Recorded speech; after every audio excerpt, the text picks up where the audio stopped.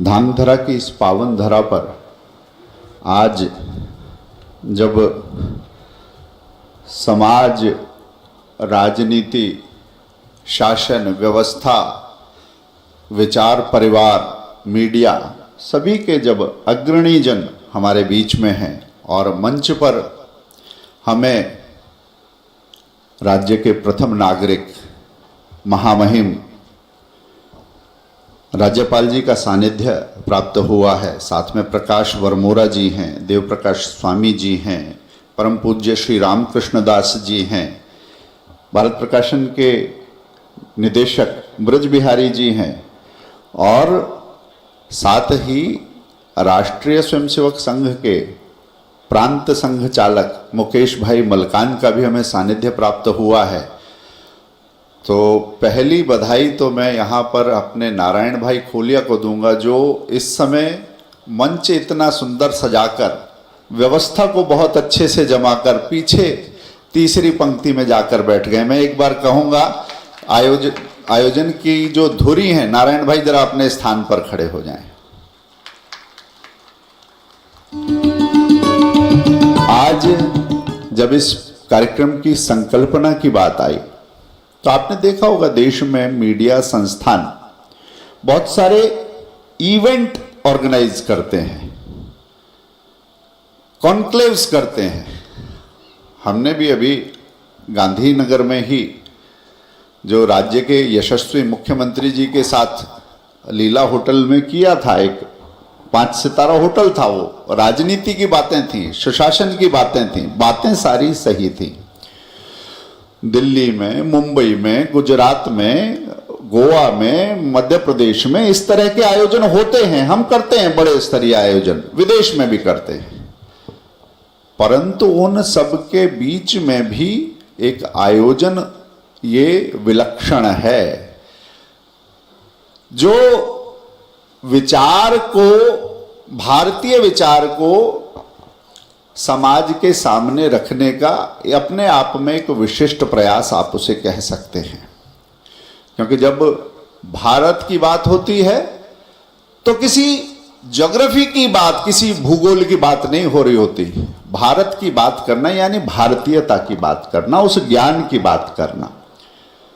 और यदि उस भारतीयता के ज्ञान की बात है तो उसका जो व्याप तो दुनिया देखती है, परंतु उसका आधार क्या है? वो आधार गुरु शिष्य परंपरा है, गुरुकुल परंपरा है। बहुत सारी बातें हो सकती हैं कि भारत ने विश्व को दिया क्या, धातु कर्म में क्या दिया, गणित में शून्य दिया, धातु कर्म में अनंत चीजें हैं। हिंदू केमिस्ट्री जैसी पुस्तकें लिखी गई हैं उस पर। शुल्ब सूत्र की बात होती है। परंतु मुझे लगता है कि एक एक बिंदु को देखने से पूरा चित्र समझ में नहीं आता। ये छोटे छोटे बिंदु हैं, उसके आधार को समझना है तो 4 महत्वपूर्ण चीजें समझ में आती हैं। पहला है कि भारतीय ज्ञान एक समग्रता की बात करता है। यदि स्वास्थ्य की बात है, आयुर्वेद की बात करता है, तो उसके साथ पथ्य अपथ्य की बात करता है, ऋतुचर्या की बात करता है, आहार विहार की बात करता है, तन और मन, आत्मा के सम्मिलन की बात करता है। एक समग्रता दिखाई देती है। जब योग की बात आती है तो शारीरिक कसरत मात्र नहीं है, उसके साथ योग है, ध्यान है, प्राणायाम है, साधना तक वो यात्रा जाती है। समग्रता की बात होती है। ये समग्रता यानी होलिस्टिक अप्रोच इस ज्ञान परंपरा की पहली महत्वपूर्ण बात है।